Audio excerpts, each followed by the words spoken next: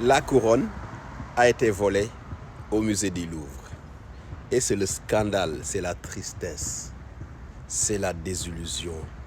Les Français disent que c'est leur patrimoine qui est volé. C'est leur fierté nationale qui date de plusieurs siècles qui est volée. En réalité, ils disent que c'est un pillage du patrimoine.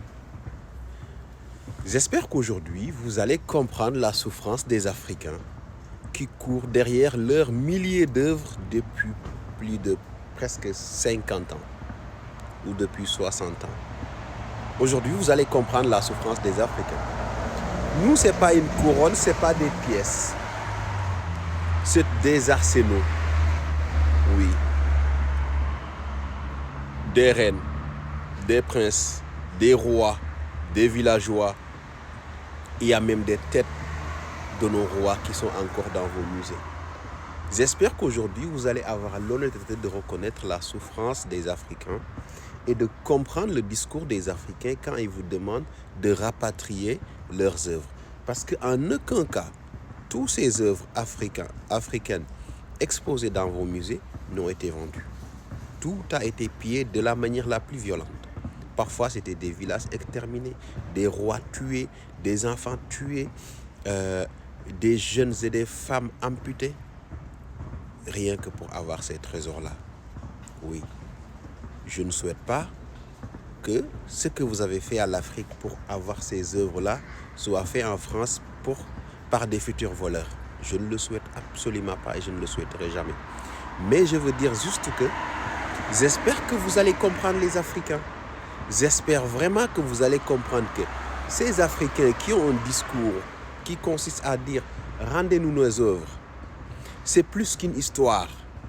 Parce que les œuvres d'art, les artefacts que vous avez, les statuettes, chez les Africains, ce n'est pas uniquement un trésor matériel. C'est spirituel, c'est civilisationnel. Certains d'entre vous parlent de décadence civilisationnelle. Et en Afrique, quand vous avez fait ça, vous avez vu les résultats? Donc, prenez notre place une seconde ou bien battons-nous ensemble pour que chacun retrouve ce qu'il a, ce qui lui appartient. Nous, on va se battre pour récupérer nos ouvrages, nos œuvres, nos statuettes en bronze, nos statuettes en pierre, nos statues en bois et tant d'autres œuvres qui ont été pillées pendant la colonisation.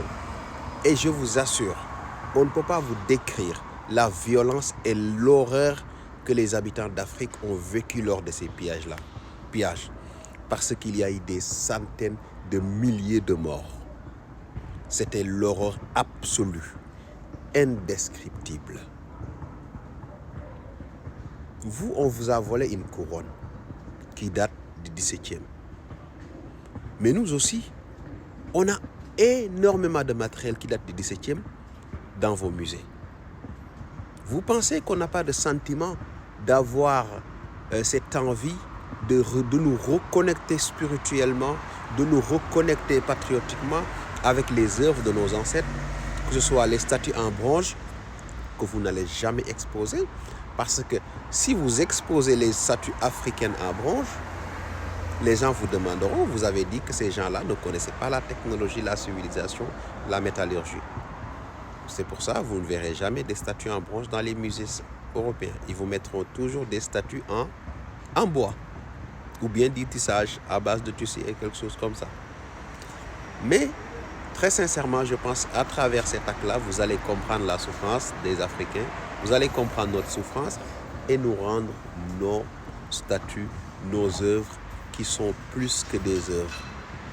Derrière ces œuvres se cache une civilisation, se cache un patrimoine africain.